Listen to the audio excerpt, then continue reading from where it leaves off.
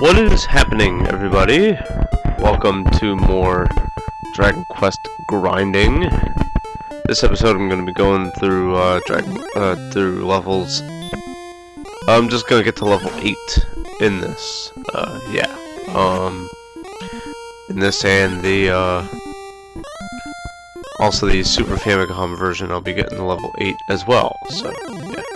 I don't know if anything has changed really in this, but whatever.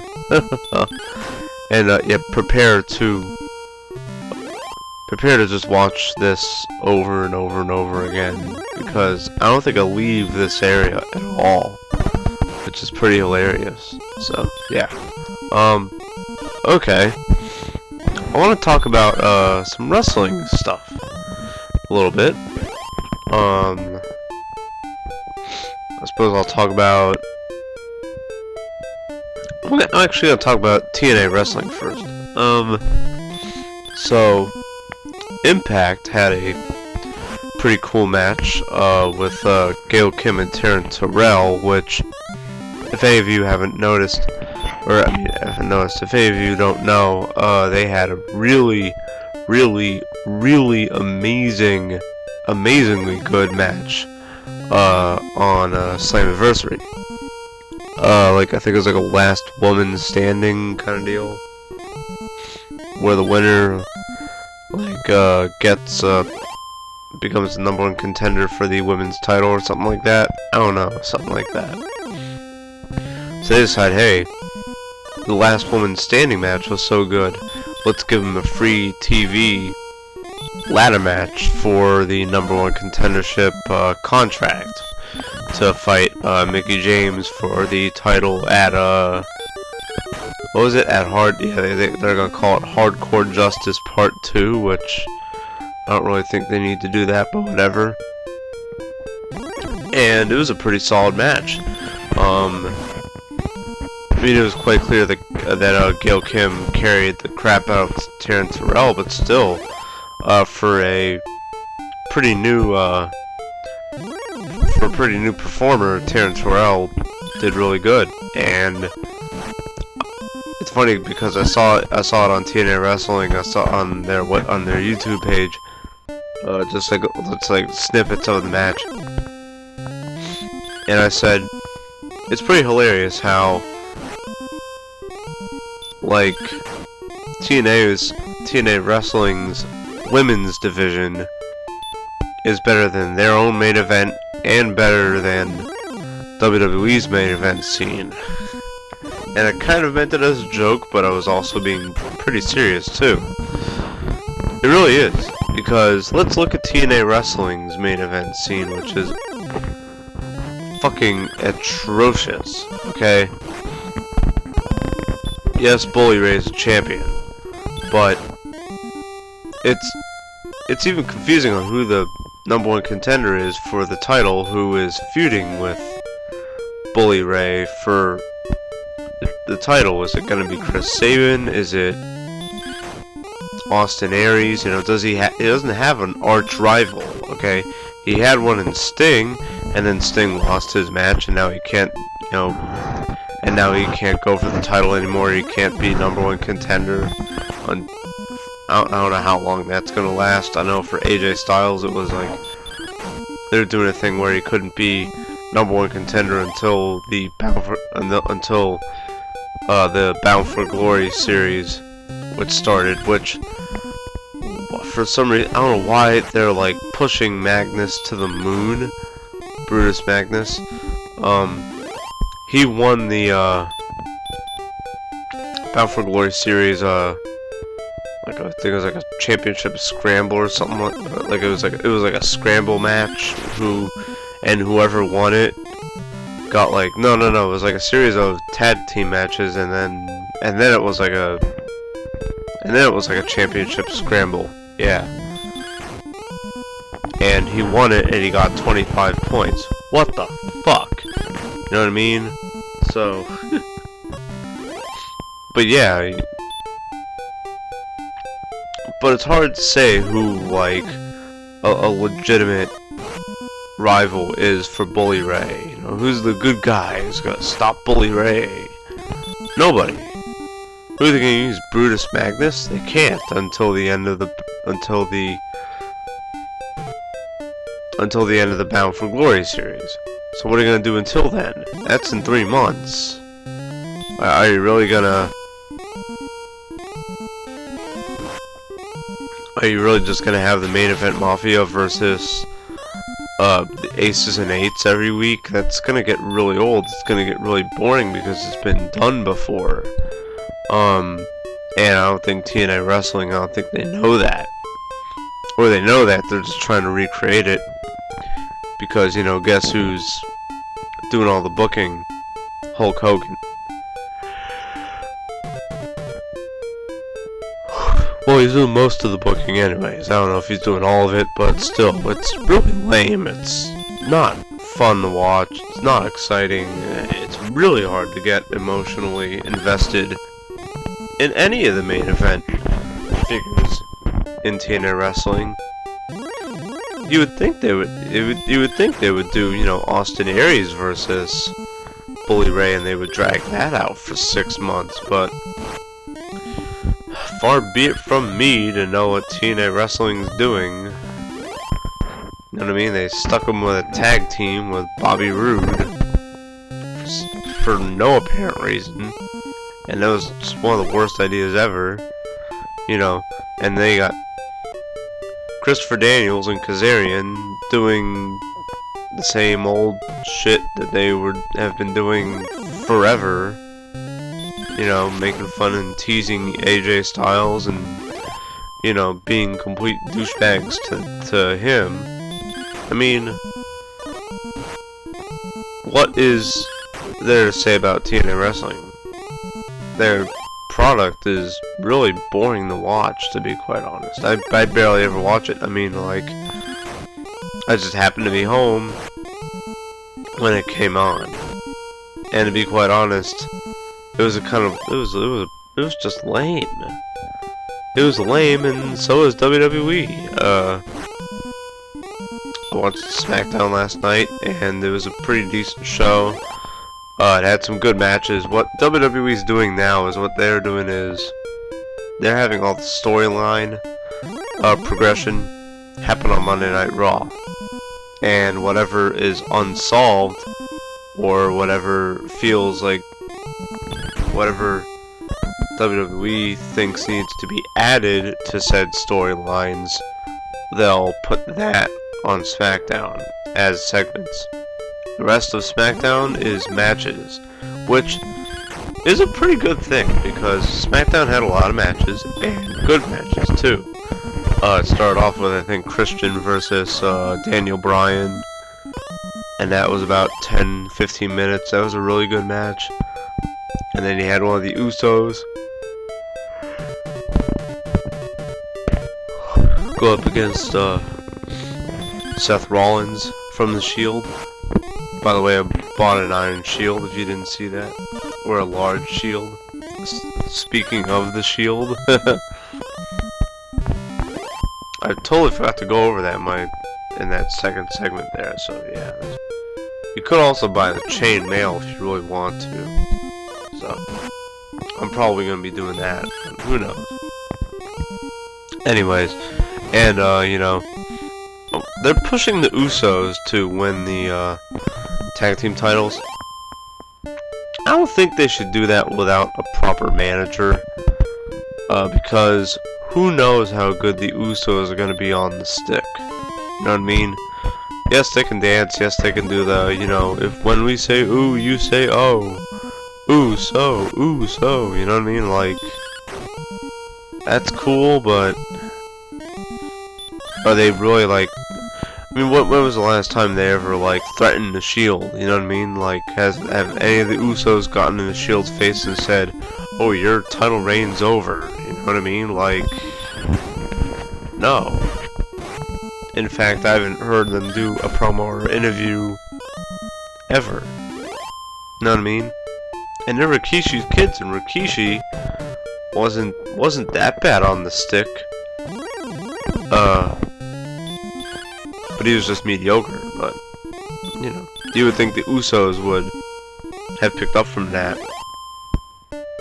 but they haven't. So, yeah. And of course, is to prepare them for the match with the Shield at Money in the Bank, which is for the tag team titles. The Shield's gonna retain that because the Shield is just gonna be they're just unstoppable, and they want to be. I think what they want to do with them is to book them as being like some unstoppable tag team, and then at either their 1-year anniversary of being in existence in Survivor Series, or maybe even at SummerSlam, that's when they suffer like a really bad loss, and then that's when things start breaking down from within with the Shield. So yeah, but don't think it's gonna happen at the pay-per-view. Another title on the line at pay-per-view is the IC title with Joe Hennig. No, I'm gonna call him Curtis Axel. Oh my god. Like, what's WWE thinking? Like, you don't...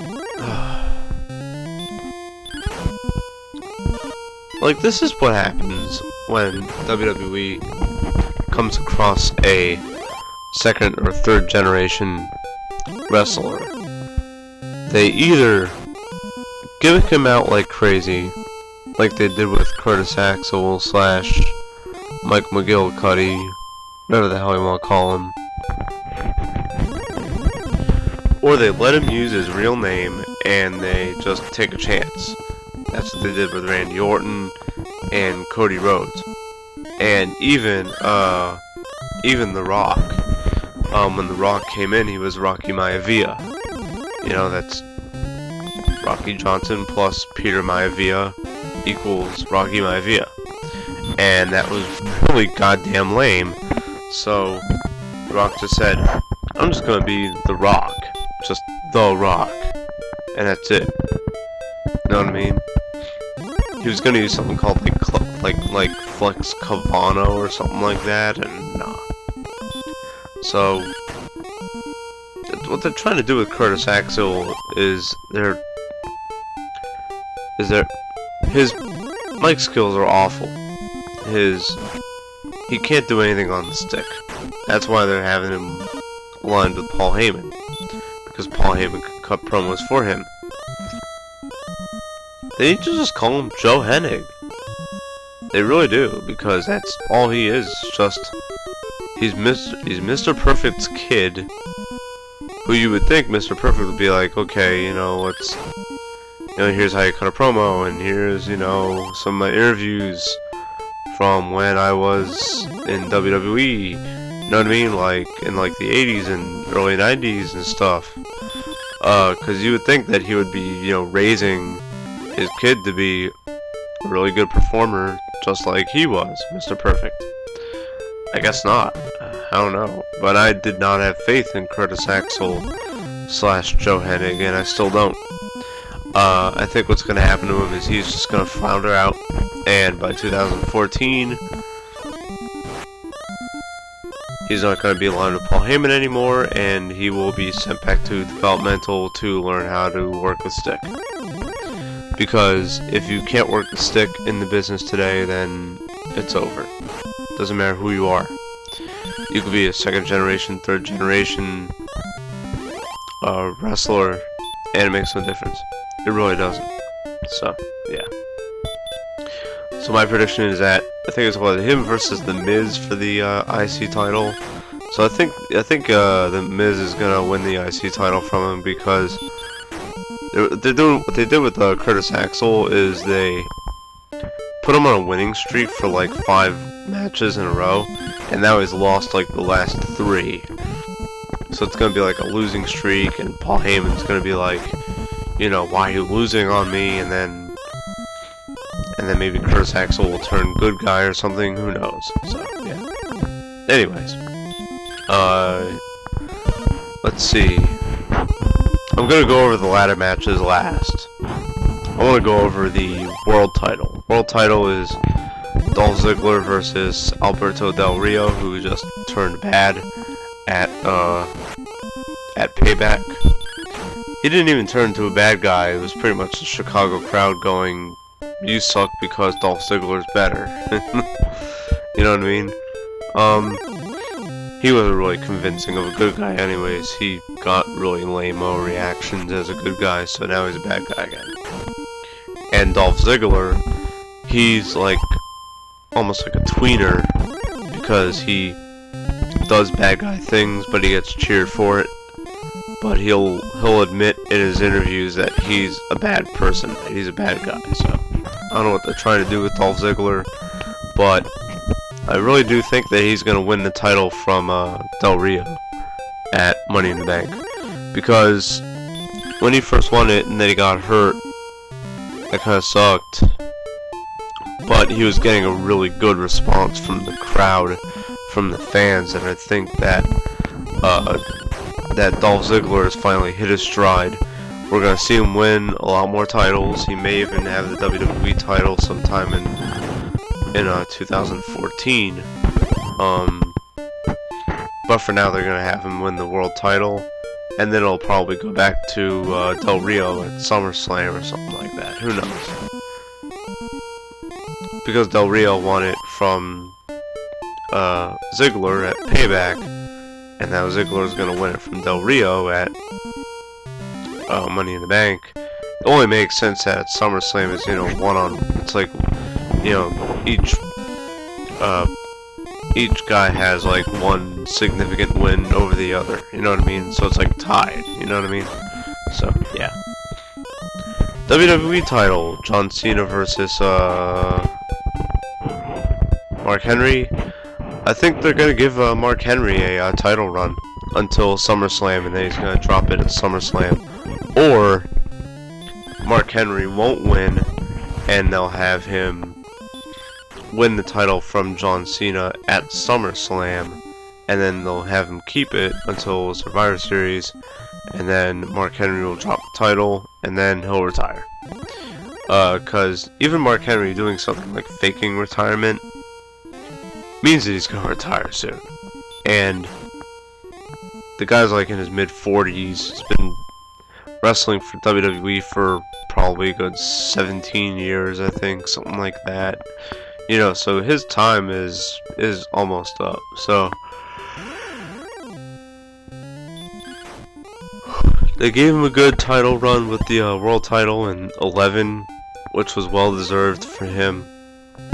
I think they're gonna have him win the WWE title sometime in 13, and then he'll drop it before 14, and then he'll retire, Hall of Fame, and then there it is. The Divas, the women's title, which is actually kind of watchable now. AJ Lee versus Caitlyn. They're trying to do what they always do with women, and that's try and recreate Trish Stratus versus Lita from 2004 to 2007 or 2006 or something like that. Not easy to do, because Stratus versus Lita was fantastic. Okay? But they're getting pretty close with AJ Lee versus Caitlyn. They actually did a contract signing for the title, which you would think would be really meaningless and lame, but it was actually a pretty cool segment. You know, AJ Lee said, "Oh, you know, this title's been irrelevant, but now that I won it, it's relevant again, blah blah blah." And Caitlyn's like, "How you gonna expose me now? What are you gonna do? You gonna Photoshop some more, you know, you're gonna Photoshop my face on another big woman and post it on the Titantron that's already been done before?"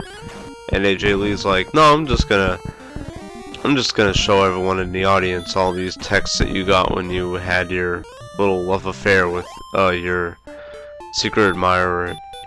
She shows everybody a whole bunch of texts, whatever, and then Caitlyn just gets mad, and instead of flipping the table over during the contract signing segment, she pushes the table into AJ Lee and traps AJ Lee in between like the table and the turnbuckle.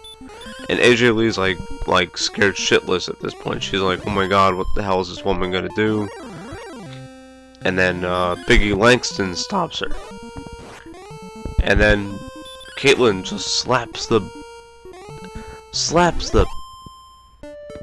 taste out of Langston's mouth. You can hear the pack just like echo in the entire arena, and it was awesome. And then AJ Lee turns around and she's ready to attack Caitlyn, but then Caitlyn spears the fuck out of AJ. Good God. The way that AJ sold the spear, or has been selling Caitlyn's spear, is phenomenal.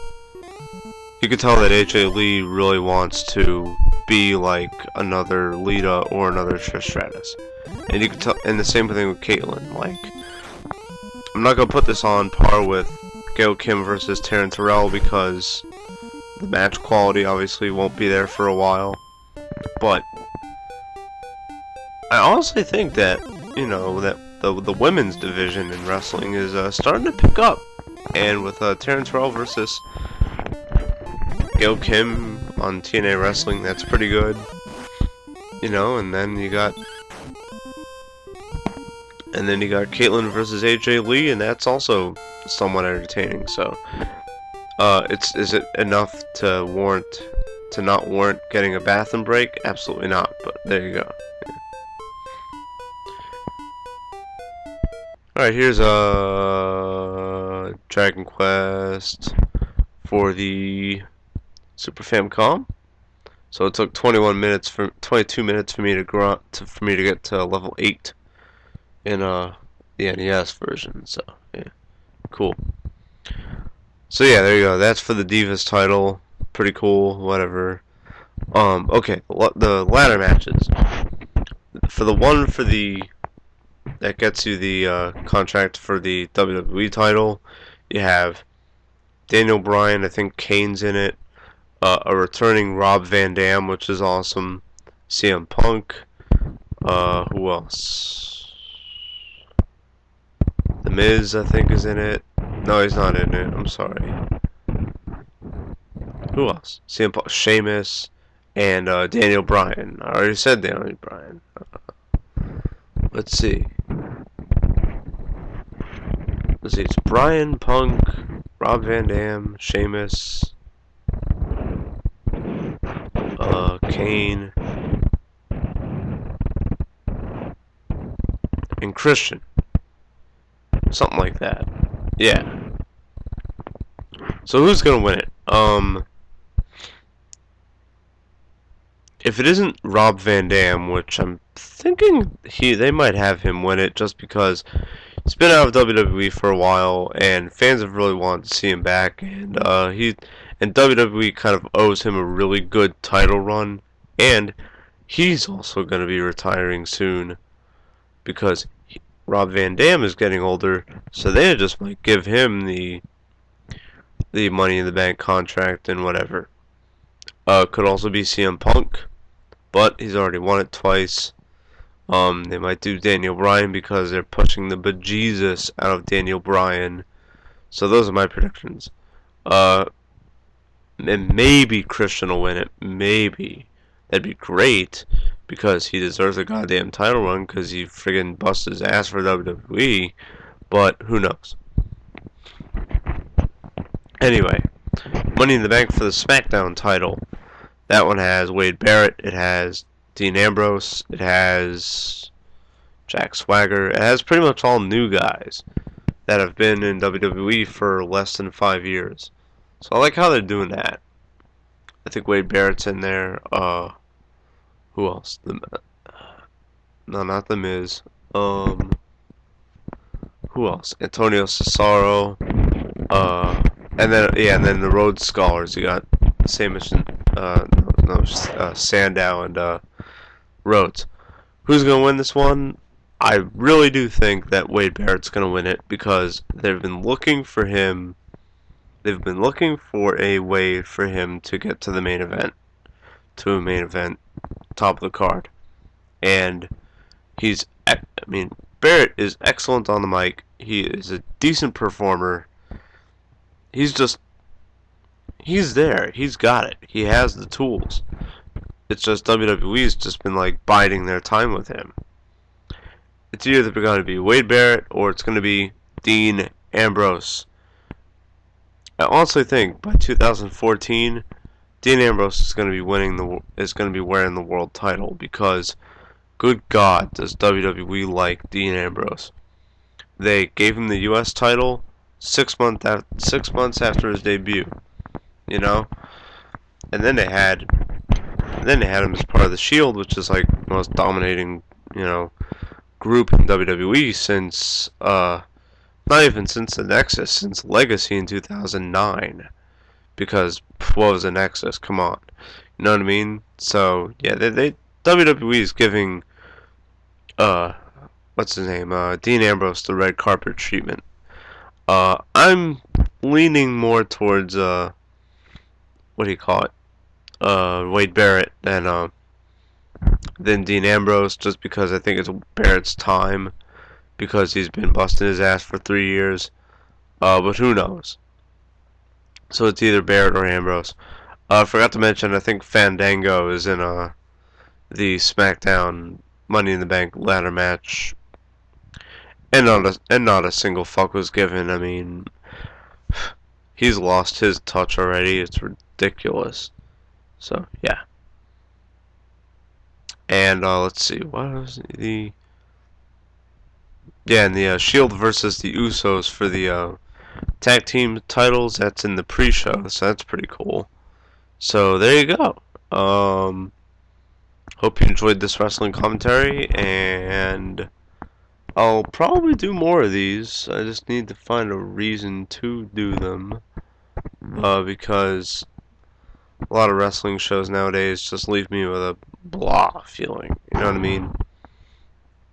I mean, with TNA Wrestling, like, you have so much good talent there, but you're gonna waste it on, a used up NWO versus Horsemen feud. You know what I mean?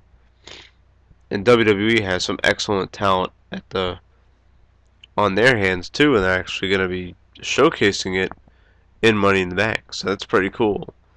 TNA Wrestling, though, they don't know how to do that. They'd rather focus on guys who've been there for the last, we'll say, 8 years. Guys like Styles, guys like Daniels, guys like even Austin Aries, I think, right? Wasn't he there since 05, and then he did like some developmental, and then he came back or something? I don't know. So TNA Wrestling, their main event's awful. Their friggin' women's division is better than their main event. That is friggin' sad. So yeah. All right. Well, I'm gonna head out of here. I'm gonna go ahead and get some sleep, and I'll add this to my video, and I'll release this video sometime later today. And there we go. I'm done. This is the Big Jew telling you to not keeping awesome. I still have some time left. Good God. Oh, let's see. What should I talk about now? Almost don't care. No, I gotta chat for a little bit more. Let's see. I'm trying to remember who's in that Money in the Bank match. It was Christian, it was Rob Van Dam, it was Daniel Bryan, it was Kane, that's 4, it was CM Punk, and who the hell else? And Sheamus, right? Who else was in it?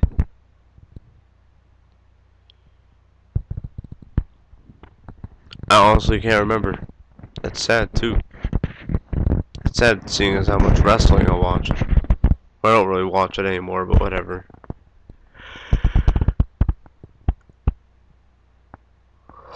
Jericho? Maybe it's Jericho? No, because it's Jericho versus oh, I think the Miz is in it. Okay, yeah, there's all seven. There's all seven guys for the Raw Money in the Bank. There we go. Okay, and then because Jericho's gonna be going up against Ryback, and I don't know why they're gonna have that match. That match is gonna be ridiculous, dumb. That match is gonna really suck. Yeah, let me tell you, it's gonna be awful. Randy Orton's the other guy. Okay, that's right. Okay, so those are the seven. It's Orton, it's Van Dam, it's Punk, it's Bryan, it's Christian, it's Kane, and I forget who the last one is. I don't know. It's 7 people. It's a lot of people. So, anyways, now I'm done, and I'm at level 8, and I'll be continuing Dragon Quest from level 8. This is the Big Jew telling you to keep being awesome. Peace.